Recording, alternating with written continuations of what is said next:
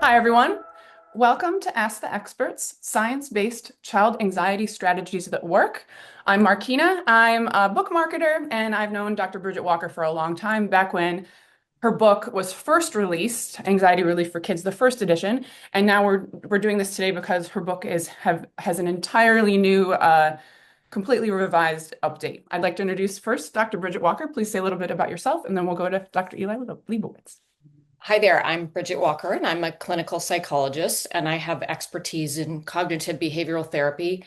And in particular, I use CBT to assess and treat children and people of other ages with anxiety problems. Um, I've decided to focus on kids a long time ago because CBT is super effective, as is Ellie's work. And I feel like if you can intervene at an early age, you can really help people thrive. And so that's why I did it. I found Ellie's work at a plenary session probably 11 years ago at an OCD conference. And I was like, wow, that stuff really makes sense. So I started using his work and have been ever since. So I think that's me. Well, thank you. That was very kind. I'm Ellie Leibowitz. I'm a psychologist. I'm a professor at the Yale Child Study Center, where I co-direct our anxiety and mood disorders program. My work tends to focus heavily on parents and parent-based approaches to helping kids with anxiety, OCD, and other related conditions. And I'm a big fan of Bridget. If you don't have her book, go get it because because if you are, whether as a parent or as a therapist, if you are concerned about anxiety in children, I think Bridget, I hope it's okay I say Bridget, maybe I should say Dr. Oh, no, Walker. no, no, no. Please, please, please, please. I think she has a real knack for just taking real rigorous science and scientifically evidence-based approaches, but translating them and distilling them into something that is just so practical that anybody can just pick up and immediately make use of. So I think it's one for really any bookshelf. And I'm happy to be here and be able to have this conversation together. So thanks for including me in this. Yeah, super. And the first question we were going to talk about is kind of general. So, what is the first step to take when you think your child might be dealing with anxiety? So, how about if I start? Hmm. So I think it's important to educate yourself about how anxiety works, how it's maintained, and how it starts, how to recognize it in kids, because it can often be, it's not obvious. And so a book like mine, a book like Ellie's, um, because a lot of what we do is counterintuitive. The way you conquer kids' anxiety problems is very counterintuitive.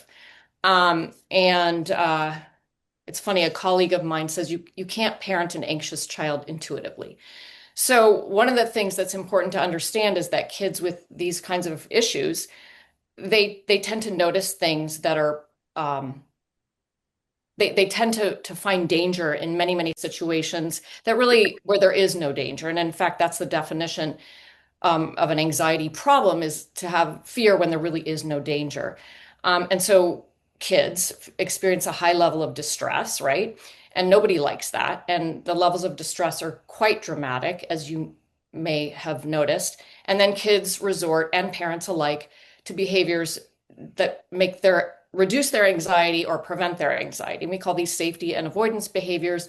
And if a kid has OCD, we call them rituals. The problem is those behaviors work in the short run, but because they work, they become habit forming. You know, our brain perceives a relief in anxiety as a reward. So it's like kids really develop strong habits. And the problem with engaging in those behaviors is they prevent a kid from learning something different in that situation. Like, I can handle it. Like what I predicted would happen doesn't happen. And so I always start every consultation with that, because if you don't understand the mechanisms and the science behind it, it's hard to understand the treatment approach. So educate yourselves.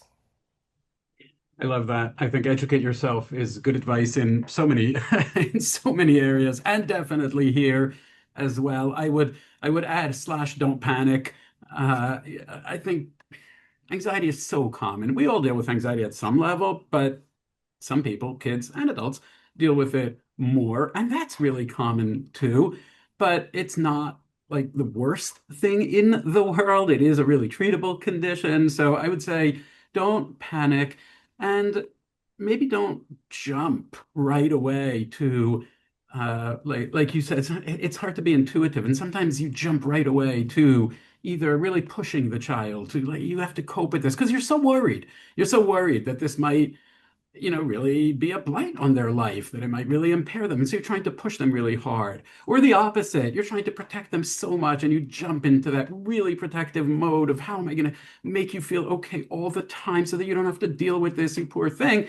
And both of those things, while really well-intentioned and loving, they're ultimately not that helpful. So I would say have a more curious and open and non-judgmental attitude first. Maybe ask your child. Maybe if you're not that panicked, they'll be able to talk to you about it a little bit, explain to you a little bit. And if you're feeling uncertain, maybe get an evaluation.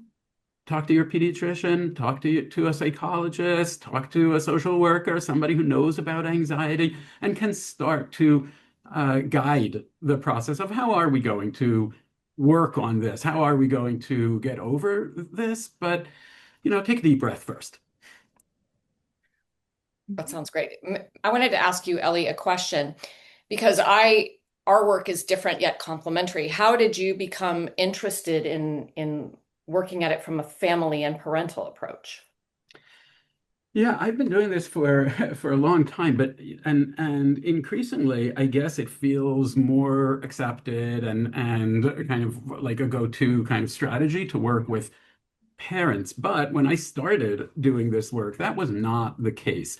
And I was quite frustrated by that because there are other domains of mental health problems where we've known for a long time that working with parents is sort of like a thing to do. If a child had behavior problems, oppositionality, they're acting out, they're misbehaving, things like that, then decades and decades of work showed that working with parents can be effective. But when it came to what we, like psychologists, tend to call internalizing problems, anxiety, depression, the more kind of inward difficulties, that really wasn't the case.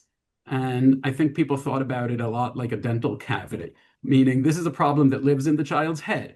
And if you have a child with a dental cavity, you probably need to take them to the dentist if you want them to overcome it. And like, there's not much that you can do without getting them in that dentist chair. But I was really frustrated by that because there are a lot of kids who really aren't the ideal candidate for doing therapy themselves. CBT, like you said, it's incredibly effective when you do it. And it's not at all effective when you don't do it. And dragging your child to a therapist when they don't want to go is an exercise in frustration for both child and parent, and frankly, therapist, and doesn't tend to be all that effective. And so it just seemed like, such a glaring gap that we have so much to offer parents of kids with other problems, and yet when it came to anxiety, we really don't. And I also was just really focused a lot on these family systems. And I just, it was so clear how much parents really are involved in their children's symptoms. Because if you're a child, the most natural thing in the world is when you're anxious, you look to your parent.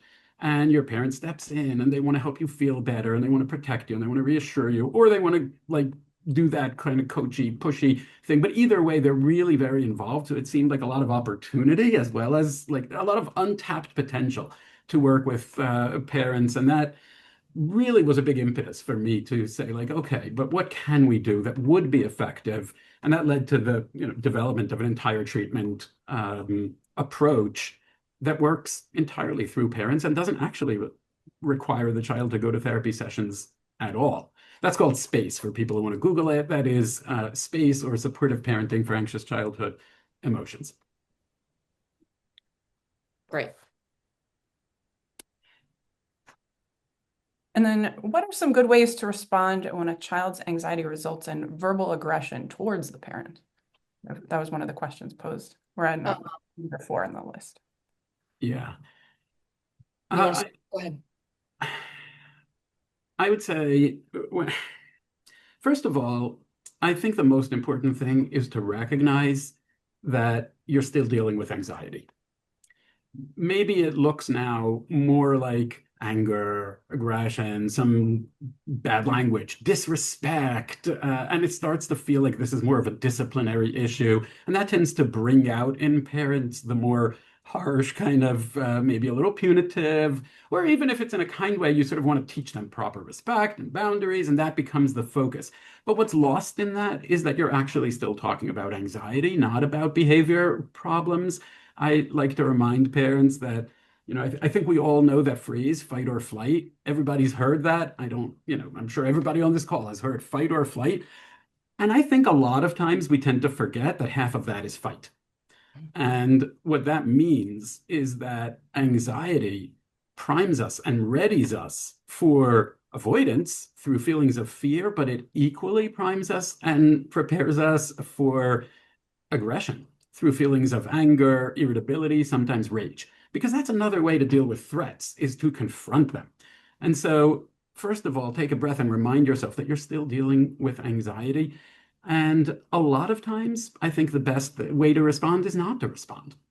Not everything needs to become a focus or an issue. Sometimes, your child was in a really anxious state and they yelled at you or they said something rude. Not everything has to be something you jump at. Maybe the best thing to do is just say, I see you're having a really hard time. Let's take a break and give them some time and talk about it when they're calmer. If you had a child who was terrified of needles, just like terrified of shots and needles, I've seen lots of kids where it takes like 3 adults to hold that child down so that they can get their vaccine, get their shot. And sometimes that child is just in a panic, lashing out, and they may even hit somebody. Maybe they hit the nurse. But if you're smart, you don't look at that child and say, oh my gosh, what a horrible kid who goes around beating up nurses, right? Because that's not the case. That's the wrong interpretation. This child didn't wake up today and say, who should I beat up today? I haven't done a nurse in a while. Let's go hit a nurse. They're terrified and they're lashing out. And so a better way to respond is probably just calm yourself and be understanding. And I'm not saying it's okay for your child to yell at you or your child to hit nurses, but it's also, I think, the wrong story to tell about this event that this kid is like misbehaving. And so a lot of times I think you really are best off maybe not addressing it at all and just understanding that this is one more expression of anxiety. Mhm, mhm. Yeah, I mean, I see a lot of emotional dysregulation, and in fact, a lot of people will focus just on that rather than the root cause. And when a kid is super anxious, they will do just about anything to not be in that situation. And it isn't always obvious. I mean, they will make threats, they will get physically violent.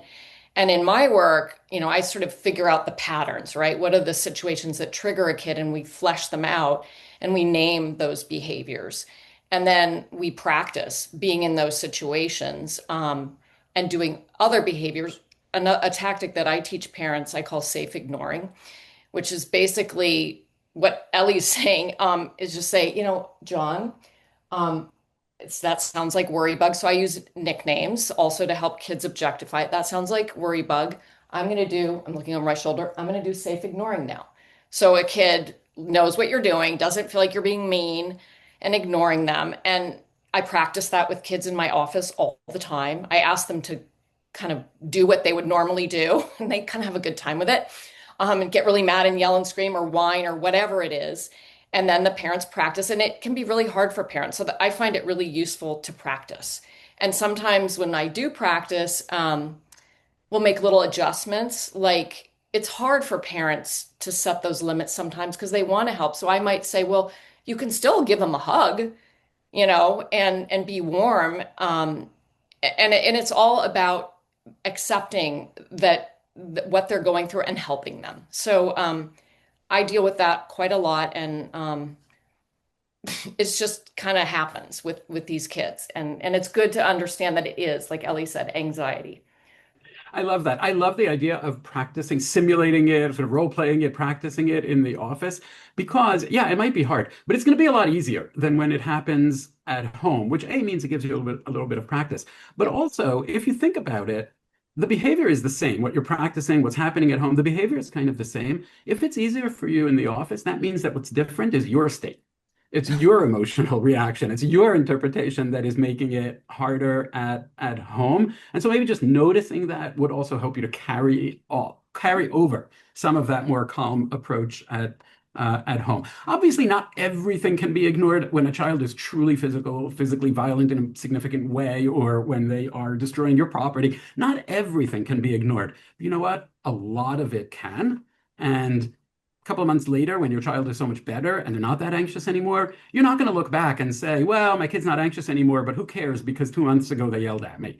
No, you're just going to look back and say, that was a really hard moment that they had to go through, that we all had to go through on the way to getting better, but you're going to have that perspective. right. So, try to have that perspective earlier on. I hope you get through those moments. Right, right. I agree. Sometimes it takes a lot of practice. Yeah. So, but I agree. Yeah. Marquino, take us, what's Okay, next? but then what will happen how do you help a child when they have physical manifestations such as dizzy spells or blurred vision? Hmm. So, it's very common for kids and adults alike to become fearful of the physiological sensations that accompany anxiety, like a racing heart, lightheadedness, dizziness, sometimes nausea. In fact, a lot of kids become fearful of vomiting. Emetophobia is a really common thing that I deal with, which can be really problematic. But it's first of all it's important to understand what it is.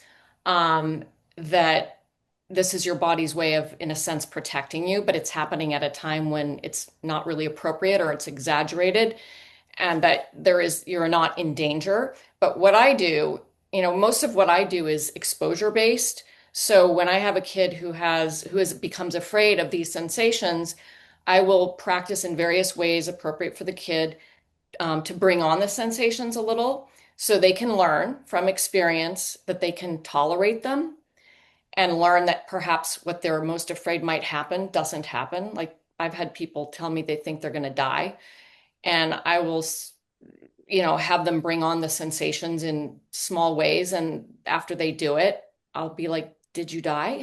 And they're like, "No, I'm still here." So I mean, literally, it's in vivo. Let's do it. Let's learn, and it really helps if I'm there. I mean, I'm sure, because they feel safe, because they know that I'm not going to let something bad happen, and they can practice it, and then I give that to them for homework assignments, so they practice more. Because when you do exposure work, it takes a lot of you have to do it en masse for it to really make a difference. So anyway, Yeah, I think that's that's terrific advice. And you know, maybe like the most important message I would want the parent to hear and also the child is that this is safe, yeah, right? Like it can be dramatic and it can be uncomfortable, but actually it is no danger at all.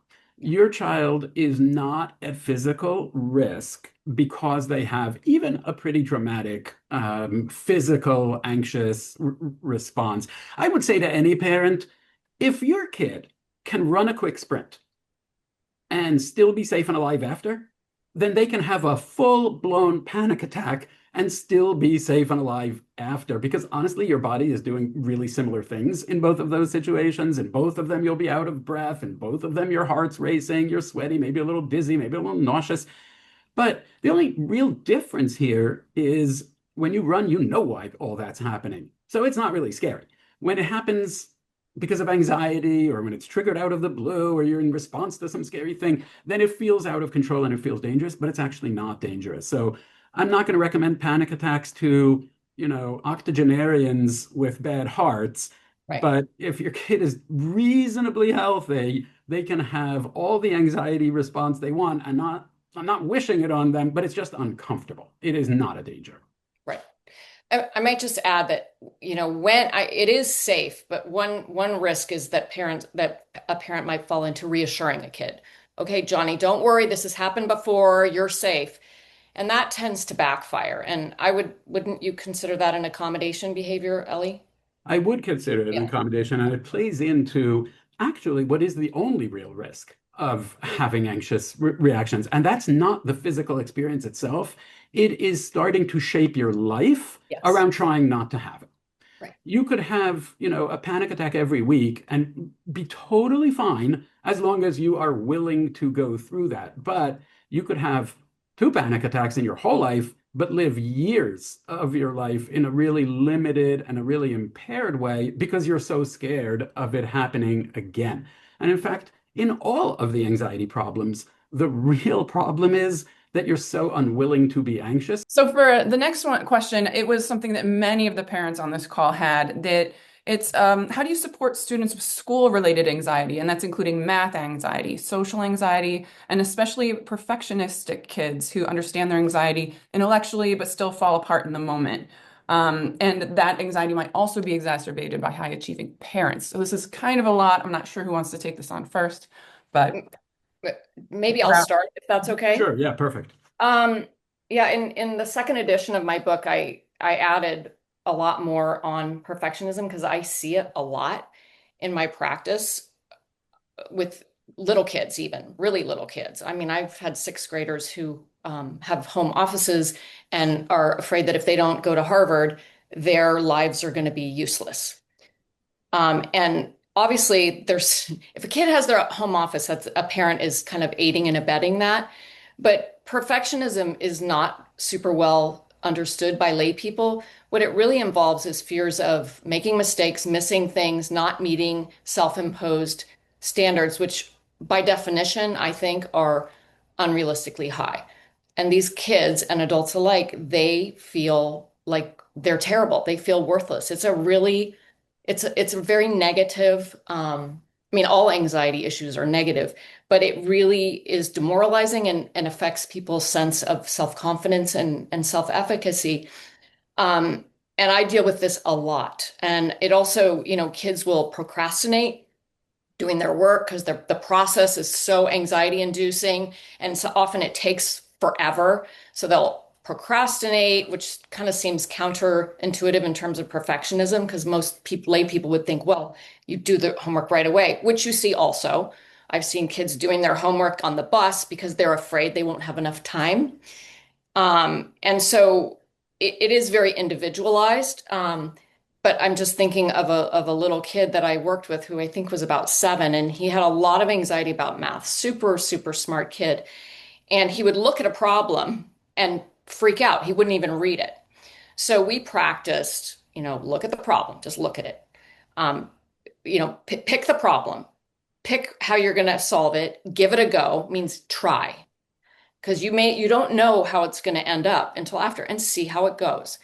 Because the perfectionistic kids and adults alike, they want to be certain that it's going to be okay. And you can't be certain. It's sort of like sport. If you're an athlete and you focus on the end result and you think, well, I have to make this time, or, my life is over, or I'm going to let down my whole team, you're going to choke. So you have to kind of be present. And there's a lot of things that I do with kids, but things like that. Let's follow these steps, pick a problem, do it in order, decide how you're going to approach it, give it a go, see what happens. See what happens. You cannot predict what the outcome is going to be. Yeah, great, great advice. I guess a couple of things that I would one is if your child is struggling with specific content domains, like with math, with reading, with one thing that I would say is, have you actually checked whether they do have a genuine difficulty in that area? Because some kids do, and it's Mhm. not always readily detected. It's not always obvious, even to teachers or schools. A lot of learning differences go undetected for a long time. And of course, if you struggle as a child with math, well, you're going to get pretty anxious about it. It's going to be a really stressful thing for you because people expect you to be able to do this and all your friends can do it and you're getting bad grades and people think you don't care and they treat it as low motivation. But a lot of times there's just a genuine difficulty that needs to be addressed. And finding that out, if you haven't checked or you don't know, consult, talk to the school, the teachers, the social worker, and get a referral, do an evaluation like a neuropsychological association. Because if you do find that they have a learning difference, hey, they'll be eligible to get supports that they require, and the learning can then be adapted for them in a way that will often help them to catch up with the other students. So one thing I would say is, first of all, rule out whether there is a genuine learning difference, because sometimes there is. Not every child who's anxious about school it has that, but some do, and I think it's not like wise to just skip that or discount it. You were talking about like just try. I think that's like, yeah, be ready to like be okay with a certain amount of failure or a certain amount of mistakes. Sometimes like practice purposely making a mistake, just like any other exposure that you would do. How Right. about we hand this in with two deliberate mistakes and see that the world doesn't end and, like the sun still rises tomorrow, etc. Sometimes it's helpful to break things down into smaller steps. One thing that happens when you're really anxious is you focus on the really big picture. You think, I have this assignment, I have this homework, I have this test, and that feels like a really big thing. And so you get really overwhelmed by it, and then you avoid it. You procrastinate, just like you said, and then time is short, and then you're out of time. And now it's even more stressful, and now it's like a huge problem. But sometimes it's easier to just think, what is the next one specific, concrete, doable thing that's like 10 minutes that I can do, and then I'm going to take a break. Even if I'm not done, I'm going to do this one specific thing for 10 minutes. Because doing that has its own reward, right? Now I feel like, hey, I did do something. And I get a little break, and then I'm motivated to do like a little bit more, one more step. So breaking things down is often useful. Two other quick points is one, communicate with the school. You're sending your kid to the school where all of these expectations and evaluations, they're all happening, but talk to that environment. How is the school broaching this? What do they understand? What do they see? How are they addressing it with the child? Be communicative, be collaborative. In my experience, when I talk to teachers, so often what they say is, oh, these parents, you can't talk to them. They don't want to communicate. They don't want to work with us. They don't want to collaborate. But when I talk to parents, what they say is the mirror image, which is the school. I can't talk to them. There's no one to talk to. They don't want to collaborate. And so I think there is goodwill and good intention on both sides in most cases. And it just takes sitting down together in a respectful way, not in an adversarial way, but just talking together about what can we do to make this a little bit better for this child. And last thing I promise is think not just about what are you saying to your child, but also what are you showing your child. Children learn all the time from their parents. They learn all the time, not only in the teachable moments where you think you're teaching a lesson, right? Like we all have these like lovely sort of daytime TV moments where it's like, oh, son, let me explain when I was your age, blah, blah, blah, and I'm teaching you something about life. But kids are learning all the time. I have um, like three kids and like they're teenagers, but learning to drive recently. One got his license, the other's learning to drive now. And when your kid is learning to drive, I think it's a good example of what I mean, because you realize, sure, there's the time when he's driving and you're giving guidance, like here's how much distance to keep. But you know what? They're also looking at you when you're just driving, and they're learning from your behavior. So what are you modeling? You can say to your kid, you don't have to be perfect.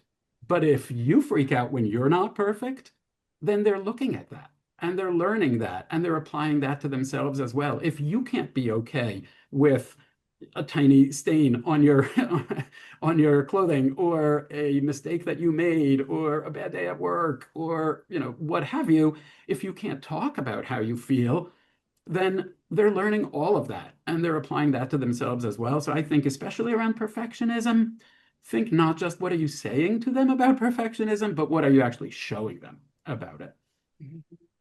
Um, I agree. I just want to add one thing because Ellie, you have a book coming out on anxiety about schoolwork. What is it called? Breaking Free of No, the school uh, one is called Anxiety in the Classroom. Okay. So I talk to many counselors, teachers, and one thing that I notice is that, I mean, they tend to be very well intentioned. They just don't know what to do. So often I will, and often these are kids who will come up to their teachers because they are doubting whether they understood the instructions or if they're doing it right. And they'll seek reassurance constantly. And it really helps teachers to understand that that's not going to help the kid. And maybe to say, Johnny, why don't you try, give it a go? Just give it a try and let's see how it goes, rather than jumping in all the time. Um, and also some schools have now like these calm down rooms, which is really problematic from my perspective because these kids then it teaches kids that anxiety is bad and something to be avoided rather than okay, you can deal with it, keep going. So often I will advise counselors, teachers to not have kids leave the classroom when they get distressed because that happens a lot too, and that is an immediate reinforcer of the kids' anxiety. So it's really important. And I'm glad that you wrote that book for teachers, counselors, um, to know this stuff because they see it all the time too. They're front facing. Yeah, Um, I love that you said that. And in fact, we mentioned the title, which is Anxiety in the Classroom. And we yeah. actually chose that title. I say we because this is co-authored with another amazing person who's Dr. Rebecca Etkin. But we chose that title, Anxiety in the Classroom, because when we started writing this book, we kind of like went on Amazon and so, what are the books for teachers? And a lot of them have titles that are along the lines of, or in some cases, like actually the anxiety-free classroom. And the anxiety-free classroom is the wrong goal, Yeah. right? Just like the anxiety-free household or the anxiety-free Right. person, that's the wrong goal. In fact, that's a trap.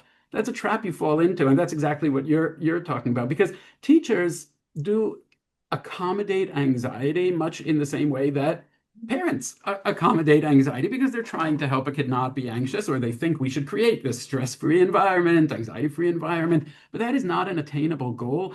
And in fact, it's problematic because it sends the message anxiety cannot be tolerated. We have to get rid of it, right? We have to do away with it. It's like treating anxiety the way you treat, other problems in school, like, I don't know, like Polio. violence, bullying, drugs, guns, right? Like those are things you don't want to allow in your school. Anxiety is not that. Anxiety is going to be in your school. So we decided to call it anxiety in the classroom because it's there. And now let's think about how we can deal with it better.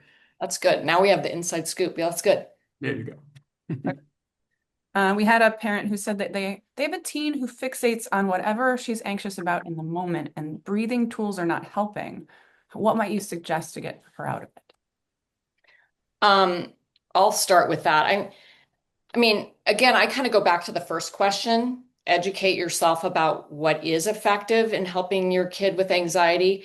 Um, and in this question, it's unclear, what is triggering the anxiety, what the anxiety is about, because that's really important to be discussed. And in my book, I guide parents, how to ask these questions, how to have discussions that are supportive. And breathing, I'm sorry, is usually not going to be that effective. There are many other things that will be. So if your expectation is that breathing is going to solve an anxiety problem, I would say that would be really unrealistic.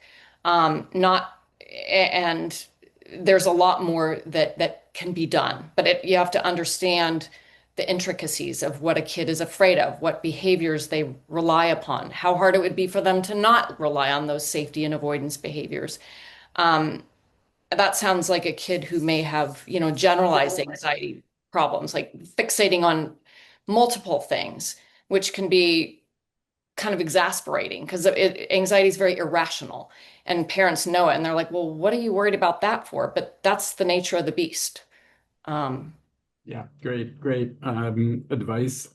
What would I add? First of all, yeah, it's true. Like breathing by itself, that's probably not going to treat an anxiety disorder, and you shouldn't expect it to. It can be a useful tool for lots of kids. It can be a useful tool, a way to regulate yourself, but you can't expect to learn a breathing exercise, know it in your head, never do it, and then pull it out in a moment of panic and think that it's going to work. This is not a sedative drug, right? Like you go to the pharmacy, they give you your Xanax, you keep it in your pocket. Disclaimer, this is no don't do pharmaceutical that. advice. However, but as a metaphor, I'm using this as a metaphor, and I, I'm saying, if you go to the pharmacy and they give you your like kind of really anxiolytic, anti-anxiety medication, you keep it in your pocket until you're like boarding the airplane because you're terrified of flying, and then you pull it out and you take it, you fall asleep, and you're fine. That is not how breathing exercises work. If you want to make use of it, you got to practice it. You have to practice it when you're not anxious. Do that for a few weeks. Get really good at it. Get much better at regulating your own internal state. And then maybe you'll be able to use it in a moment when you are more stressed. Don't just like, think you'll do it because you were taught it in a session a few weeks ago. The other thing I'll say is that sometimes breathing and even the suggestion around like relaxation is just really, really counter to what the child is feeling. Because here's another metaphor. Here's an analogy or whatever. Like, just imagine you're a parent. Imagine that, and I hope I don't stress anybody out, but imagine your kid doesn't come home from school one day. And, it's been several hours and you haven't heard from them. And you called their friends' parents and they didn't see them. And you tried their phone and their phone is dead and they're not answering. And you are freaking out, right? You are just panicking because where is this kid? And now imagine that I came up to you and I said, I want you to breathe really slow, in and out, take a deep breath. I think you'd punch me in the face, right? Like, right. I think you'd like, you'd want to kick me because that is so counter to what your body and your brain are just screaming, and it just feels so off and misaligned. And sometimes when a child is really, really anxious right now, and you come to them, you say, use your breathing, and they just want to punch you in the face because it doesn't feel right.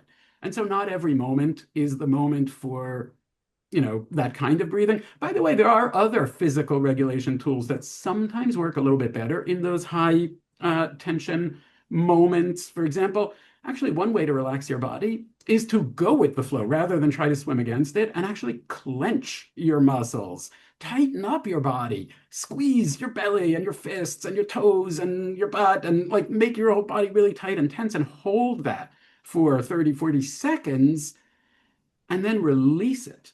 And when you release it, it's a little bit like if you pull a rubber band in one direction, it tends to snap back in the other direction. Sometimes that will actually be an easier way for a really anxious child to relax because you're not starting from the, relax and breathe, that feels so off. But I wanted to be, and I'll stop with this, but I wanted to actually pick up on the last phrase in that question because I think it said, how do you get them out of it? Right? How do you get them out of it? And maybe that's actually not the right question to be asking. Maybe you don't need to get them out of it. Maybe that goes a little bit back to the idea that it is intolerable, that it's not okay. But actually, it is okay. It will pass. Maybe you don't need to get them out of it. Maybe you can just be there with them for a while. Maybe you can give them a hug and just say, like, I see you're having a really hard time, and I'll check on you in another few minutes or something like that. I'm sorry, I love metaphors. And so I will say one more, but hopefully it's not too much. If your child was bleeding, imagine they're like, it's another ugly metaphor, but imagine they're bleeding like profusely, they're like bleeding out. In that moment, you would stay with your child at all costs and you would do everything you can to stop that blood flow. Even if it wasn't working, you wouldn't say like, hey, I tried. Now I'm going to go have my coffee while you bleed out. No, you're going to stay there and you're going to put pressure and you're going to do everything because you're frantically trying to stop something that is so intolerable. And when your child is anxious and you are there, just frantically trying to calm them, by the way, frantically calming people, not usually a recipe for success. But if you're there and you're like, I gotta get you out of this, then you are communicating the message. This is an emergency. You're bleeding out. This is so intolerable. But what you actually want them to start to feel, and not overnight, this takes time, but what you actually want them to start to feel is this is uncomfortable. Not this is bleeding out. Not this is so intolerable. It's just uncomfortable and also it passes. So maybe don't make the question, how do I get them out of it? But, how do I support them while they feel that way? Mm-hmm. Well, that underscores really the principles of exposures too, because if you allow that and don't try and fix it, then they have the opportunity to learn that it isn't that dangerous. And so the next time they feel their heart starting to beat faster, they aren't going to have the thought, oh my gosh, I'm going to feel panicky, which is happening in their brain, which is where the neurotransmitters are going to be secreted that's going to activate them more. They can start to learn, okay, I can handle this. And it's not even always at a conscious level. That's what I love about exposure work. It's all about learning all the time. And so, yeah, just letting it be gives them an opportunity to learn. It's an exposure. Anyway, Excellent. Those are really good suggestions considering, I'm also a parent. I'm really learning a lot. Thank you. What do you suggest when parents agree to avoid accommodating their teen or child, but they keep accommodating them anyway? This feels like a natural for me to for jump you. in on because I'm like the don't Yes. accommodate anxiety guy. But um, you know, I think that just deciding you're not going to accommodate is not really a viable strategy for most parents, which maybe sounds surprising coming from the don't accommodate anxiety guy. But really, that would be like saying don't avoid. Right? It's like if you went to therapy and they said, "Oh, you have anxiety. Well, don't avoid. Here, you're welcome. I did therapy on you." No, not really, right? Like that's not actually like a method that you're going to succeed at. You need to be a lot more systematic about it, right? I would say think about what are the accommodations that you do. So take stock about what are the accommodations that you do. Maybe pick one thing. Don't try to stop all your accommodations. I don't think you'll succeed. Just pick one thing. And even on that one thing, maybe don't even stop it completely. Maybe stop it partially, reduce it gradually, just even a little bit. And then there's a much higher chance that you'll be able to stick with that plan. I tried to lay all of this out in a really detailed way in a book for parents that's really focused on how do you support a child and work on those accommodations. It's called I hope I'm allowed to do this. It's called Breaking Free of Child Anxiety and OCD. But it's like a way to sort of walk yourself through doing this in a much more I have systematic it and right here. oh, there you go. It's a Thank you. great book.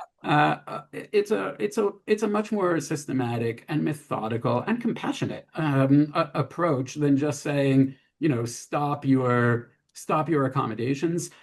Sometimes even that is still really hard. Your child might respond in ways that are challenging, or maybe it feels a little off to you. Maybe you find it emotionally really challenging. And so I think like breaking it down like that and really preparing yourself and also communicating to your child what you're going to do differently makes it a lot more likely to succeed. Another thing that makes it more likely to succeed is if both parents, if there are two, are able to get a little bit on the same page about it. That's not always possible because we're human and sometimes we have disagreements.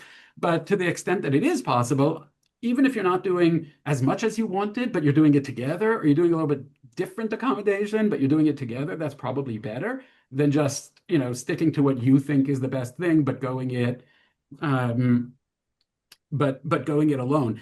And the truth is that it's actually okay if you don't stop all the accommodations at once. When we do actual therapy for real, like even serious anxiety disorders or OCD when we work with parents in space, typically we only end up focusing on maybe like two accommodations or three accommodations, and the kid gets so much better because when you work on even just one accommodation, you're not just working on one.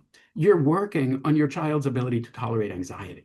And that is what's changing. And that's going to have an effect that is broader than just the one specific thing you're focused on. In the same way that if you have, weak muscles in your legs, there are tons of things that are going to be hard for you, right? Walking and running and hiking and stairs and jumping rope and biking, they're all going to be hard for you, but you don't need to strengthen your legs separately for each of them, right? You could pick any one of those things.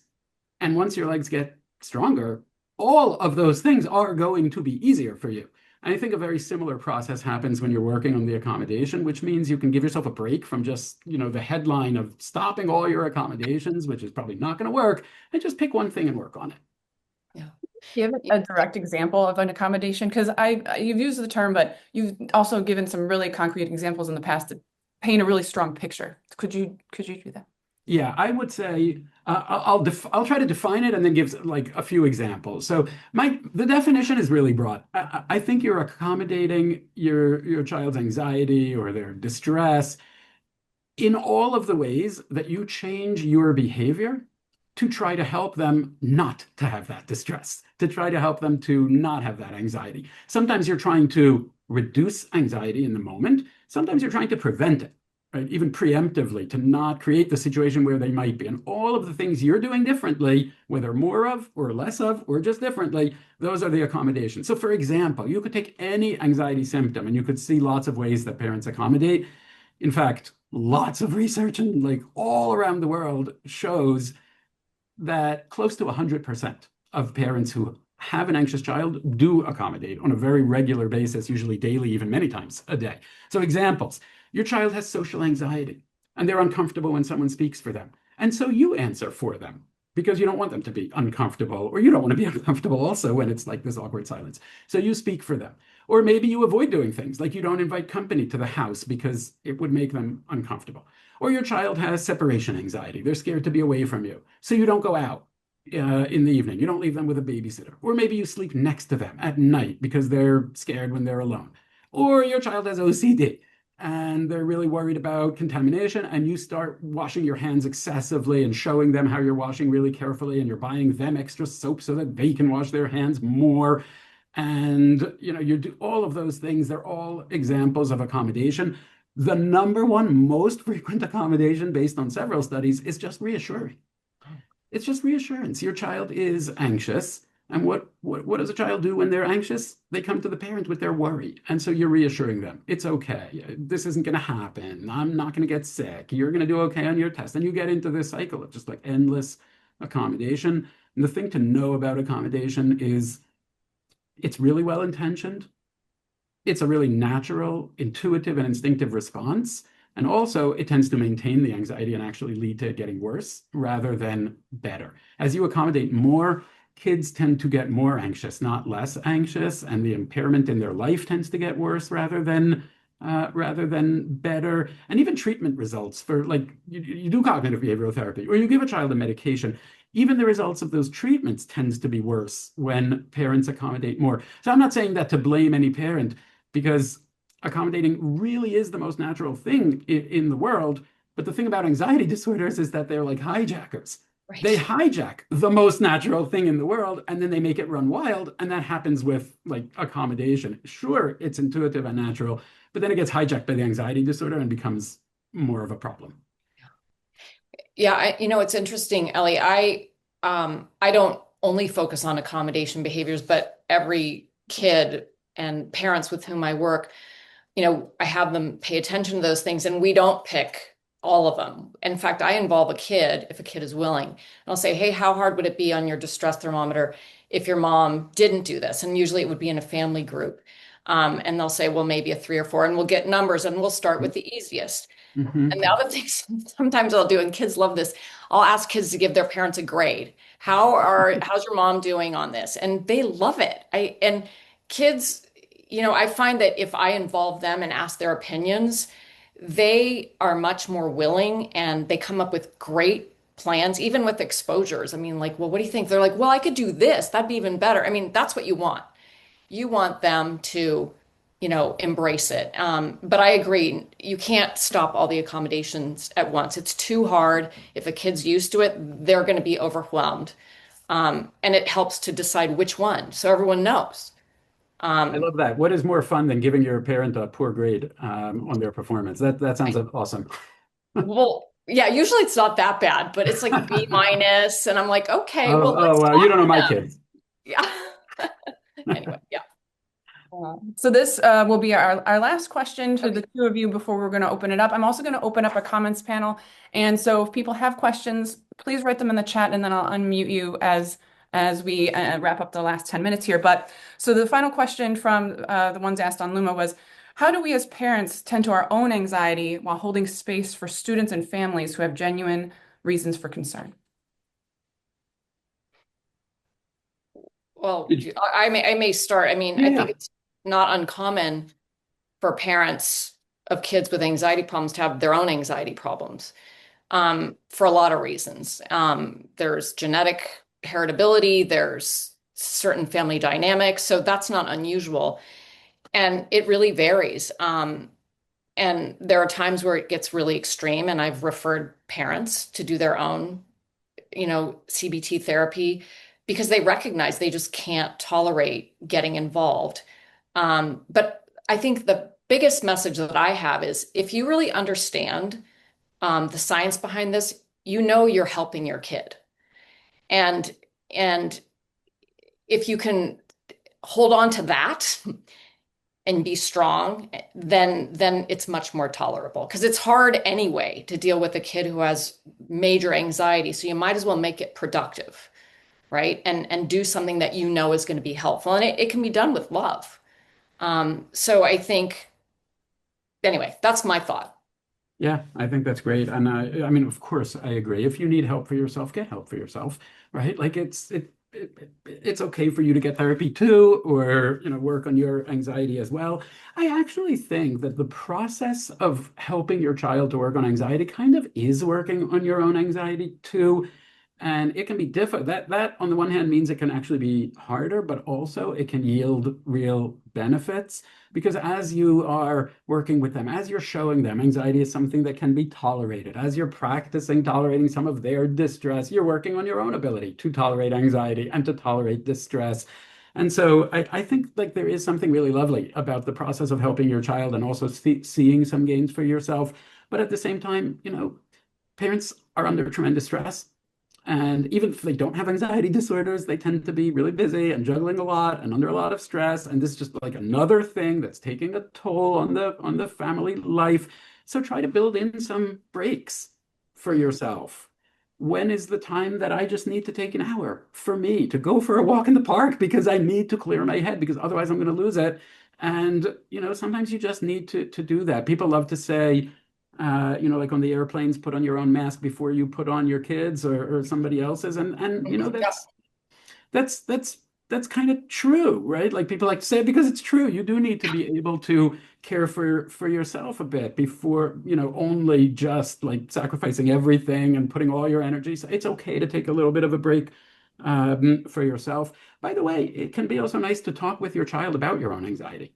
That's not like weak vulnerability. They're going to respect you less or it's going to make their anxiety worse. No, I think they'll feel more understood and have it'll make it relatable. And also it models to them that this is something that we deal with in life. This is something that we talk about. And so I hope that you do get to tend to your own anxiety while you're also working with your child.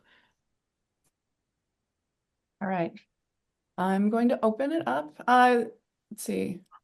It says that because of the number of people on the call that some of the chat has been disabled. So I'm actually going to take a chance here and unmute everyone, and then we'll see how this goes. So Can you, there's the raise hand button on yeah, at the bottom in React, if anyone has the raise hand, but here I'll do it now, or anything you do down here. If you just want to do a thumbs up or, yeah, raise hand, I'll be able to see that. maybe we answered everything. It was the perfect call. No, I'm asking everyone to unmute, but we'll see if what happens. Oh, whose is this? Maybe. I don't know. I don't. And I do see someone waving her hand. Lisa, it looks like you're waving your hand. Lisa? Yep, I am. I have a question about, so I'm a counselor in a school, as I noticed some other of my colleagues on this call, and have done your space program. Eli and Dr. Walker are familiar with some of your work as well, and appreciate you both. So thank you so much for everything you're talking about. One of the things I hear a lot is parents who will talk about how their child's worry is really just about one thing, and then it pops up in other areas, and then like it's just around math or it's just around something. And my understanding from the framework around the way worry tends to work is no doubt that child might have an actual learning difference with math, so it really is more pronounced in a particular area. But for a lot of kids, it seems like it's just kind of symptomatic or showing up in one area, but there's more areas where it can show up, and the parents kind of want to narrow it down to one thing and call it one thing. And I've heard you might be familiar with the clinician Lynn Lyons, who talks about how, yes, there are many diagnoses one can make around anxiety, but they're all under the umbrella anxiety. And a lot of times we complicate it by having too much language. And like, it's this, it's that, it's that. And then like kind of these discrete little things. It's reactive something, this, whatever it might be. And she's like, it's worry, it's anxiety. Yeah. So I'm curious about how you both would respond to that thought and how best to support families when they want to kind of just like have it be some like very narrow or concrete thing when maybe it's not as simple as that. Well, maybe I'll start. I mean, I Sure. think again, back to the initial, educate yourselves. And the nature of anxiety problems is that they wax and wane, they come and they go, and they change around. It's not unusual. And because these are internalizing issues, your kid's not going to always tell you, I'm afraid of, I don't want to go to this birthday party because they're going to serve pizza and I'm afraid to eat cheese, or whatever. They're not going to, it's not going to be obvious. And so it's general principles, I think, of teaching your kid to tolerate anxiety, helping them to not avoid. Um, um, and I know what you mean. And in terms of, I see this quite often, especially when there's a fixation on trying to find diagnoses. And I mean, the principles are all kind of the same to me. The issue is, how do we help this kid with whatever they're dealing with? And things shift around. They really do. For one week it could be fear is, in neon lights, and then 2 weeks later it's something else. And that's just the nature of these issues. So anyway, that's how I would respond to that, Lisa. Thanks for your question, though. It's a good one. G Moreno has asked a question in the chat. Would they like to unmute themselves and ask it themselves? If not, I will ask it. I requested everyone to unmute, so I don't know if they're there. All right. Hi, here I am. Hi, I'm just wondering, the news is like pretty terrible. I don't know how much the kids are actually paying attention, but sometimes I'm a therapist and I sometimes do get some kids that are like, oh my God, I heard this. And then their brain goes, into all different sorts of imagining stuff as they're trying to understand what they heard. And I know we shouldn't be avoiding things, but with the news being so terrible these days, what is just your suggestions or thoughts about news and kids? Yeah, there's lots of terrible news that that is true.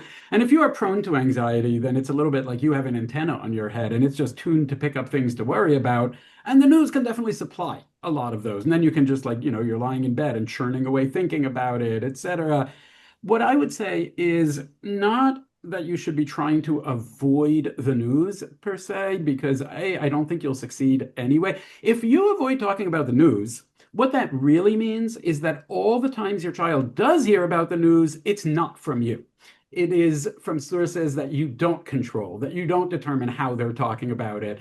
And so I would say maybe do talk about it, but in an age-appropriate way. Maybe mediate it for them to some extent so that they're understanding it in a context rather than just like hearing something from a friend or like social media or something like that, where it's not necessarily mediated. And I would also say, think about how you are talking, not just what are you saying, but how you are talking. If you talk about the news in a way that feel like you're so stressed and tense, then you are communicating to them, this is a really scary, frightening thing. Whereas if you can have a conversation, even about a difficult topic, then I think they can also then process that in a more sort of digestible way.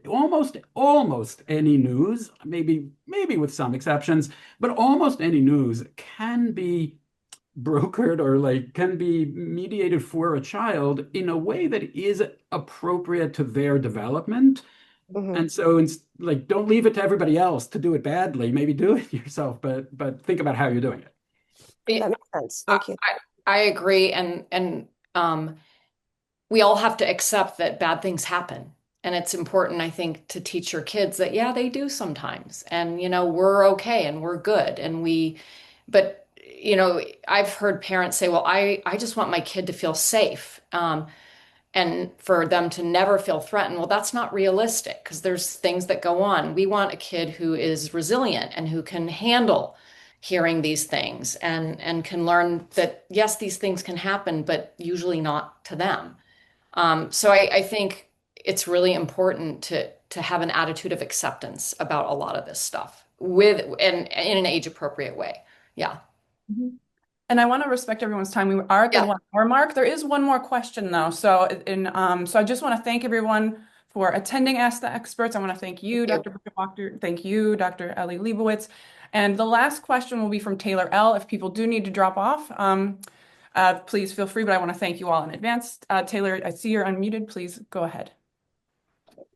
Thanks, Dr. Leibowitz, for saying uncomfortable when someone speaks for them. That really resonated with me, and it describes exactly our 9-year-old. So already a big step forward. Hearing you name that as a manifestation of anxiety gives me a big clue to do some more research myself. But just want to say thank you. But how else can I go pull on that thread and find out more about our child and how to help her? Are you asking about like what are strategies for like getting more information, like for talking to the child? Or are you asking like what are some resources that I can access in order to learn more about this? I'm not sure if I'm. So just very that symptom so closely matches our child makes me just feel really confident that there's something valuable here that I want to learn more about, right? Like before the talk today, I was like, yeah, she exhibits anxiety as a likely explanation for a lot of her I see. behaviors. I But I've see. also considered PDA. There's some other bundles of behavior that aren't always consistent with anxiety. But hearing you label it like that was like, oh, yes, that gives me confidence. This is the right direction to go learn more. I see. Okay. So I'll say, first of all, thank you for the kind words, and I'm glad if it's been helpful. I do think, sometimes an assessment can be really helpful. It's true that like diagnoses are kind of tricky, but sometimes an assessment can actually be really helpful by having, even more than a call like this can give. Having somebody really sit down with her, with you, take some time and try to understand things may end up giving you the best understanding. In terms of learning more about the approach that I was describing, about how to approach some of those accommodations, maybe work on reducing them, I would point you to a couple of resources. One is a website for space, the parent treatment that I developed. The website is spacetreatment.net. Maybe we can include it in some of like what we send out in the email, but it's spacetreatment.net. Although my teenage kids have told me that .net is the lamest domain name, so I'm very sorry for that, but it is spacetreatment.net. And the book that I wrote for parents is called Breaking Free of Child Anxiety and OCD. And that can be, I think that could be a really useful resource to both understand the topic a little bit more and then try to work on how you are responding to it. Of course, Dr. Walker's book I would also recommend in terms of strategies that you can suggest to do with the child or for your daughter to practice doing. So hopefully you'll get some help. It's it can be really useful to just work with a professional, I think, instead of trying to do it all alone. One thing you might want to do, and we call it in CBT land, the downward arrow technique, and basically ask your daughter, honey, what would happen if you told the waiter, if I'm correctly understanding, if you told the waiter that you would like hot chocolate? What is she worried will happen? She might just say, I just don't want to do it. But she might also which might mean she just feels really uncomfortable, or she might feel embarrassed, but if you talk to her and ask her, well, I understand, but what's going to happen? Lots of kids will clam up and say, no, I don't know. I just want to do it. But if you persevere and you're like, well, yeah, I know, but what if you did it? Like, let's just pretend you did it. What would happen? So there's a lot of ways to talk to kids to sort of get at some of the underlying fears, which can shed light on what's going on diagnostically. And also the reason diagnoses are important is because they inform our treatment plans. But they're not, it's mostly the same stuff, but you've got to figure out for her what she's worried is going to happen. I just want to say thank you for including me in this Sure. in this event, and to you, Bridget, and Markina for setting it up, and to everybody who was on here. Thanks so much. It's been Thank my you. pleasure Yep. and honor. Yes, thank you all, Dr. Walker and Dr. Leibowitz, and thank you all for attending. Thank you all very, very much. And it's been really fun, Ellie, to do this with you. It And has. I think we both feel pretty passionate about what we do and our approaches. They're different, but they're very complementary. And For it's sure. just been really, really enjoyable. And I hope everyone enjoyed it and got something out of it. All right. Thank Bye, you. everyone.